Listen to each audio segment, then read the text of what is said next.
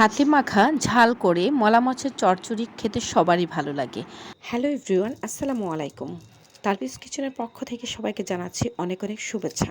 আজকে আপনাদের সাথে শেয়ার করতে চলেছি মলা মাছের চচ্চড়ি কিভাবে করতে হয় সেটা আপনাদের সাথে শেয়ার করব।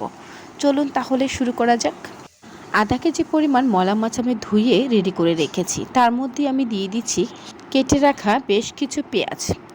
পেঁয়াজের পরে আমি অ্যাড করে দিচ্ছি রসুন বাটা, সাথে দিয়ে দিচ্ছি কিছু পরিমাণ আদা বাটা। আমার কাছে আদা বাটা এবং রসুন বাটা যদি দিয়ে দিই তাহলে মাছের যে একটা কাঁচা গন্ধ সেটা আর থাকে না। এ পর্যায়ে দিয়ে দিলাম লবণ হাফ টেবিল চামচ, এবার দিচ্ছি হলুদের গুঁড়া হাফ টেবিল চামচ, সাথে অ্যাড করছি ধনিয়ার গুঁড়া। প্রতিটি উপাদান পরিমাণ মতো করে দিতে হবে। এবার হচ্ছে জিরের গুঁড়া ইউজ করছি। এবার মলা মাছে অ্যাড করছি স্পেশাল লাল মরিচ বাটা। দেখুন, শুকনো মরিচটাকে আপনারা বেটে এই মাছ যদি ব্যবহার করেন তাহলে খেতে যে কতটা সুস্বাদু হবে আপনারা না খেলে বুঝবেন না। প্রায় উপাদান দেওয়া শেষ হয়ে গেছে। এবার আমি অ্যাড করে দেব 4 টেবিল চামচ পরিমাণ সয়াবিন তেল। এখন কিছু কাঁচামরিচ অ্যাড করব, যেটা আমি কেটে রেখেছি। সুন্দর করে আমি ছড়িয়ে দিচ্ছি। সাথে কিছু ধনিয়া পাতা দিয়ে দিচ্ছি।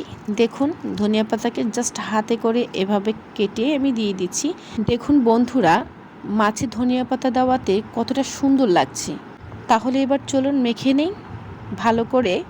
আমি চটকিয়ে চটকিয়ে মাখিয়ে নিচ্ছি। তো মাখা হয়ে গেলে আমি চুলোয় বসিয়ে দেব। সম্পূর্ণ হাতে ভালো করে মেখে নিয়েছি। এবার আমি চুলোয় বসিয়ে দিলাম, সামান্য একটু পানি দিয়ে দিয়েছি। এই পর্যায়ে আমি ঢাকনা দিয়ে দিলাম। এই মাছটি রান্না করতে প্রায় 10 মিনিট লেগে যাবে, তবে আস্তে আস্তে লো হিটে এই মাছটি রান্না করতে হবে। দেখুন কতটা পানি ছড়িয়ে গেছে। তো এই পানিটাকে আমাকে আস্তে আস্তে শুকিয়ে নিতে হবে। তবে কম হিটে আস্তে আস্তে করে আমি কয়েকবার উল্টিয়ে পাল্টিয়ে দেব।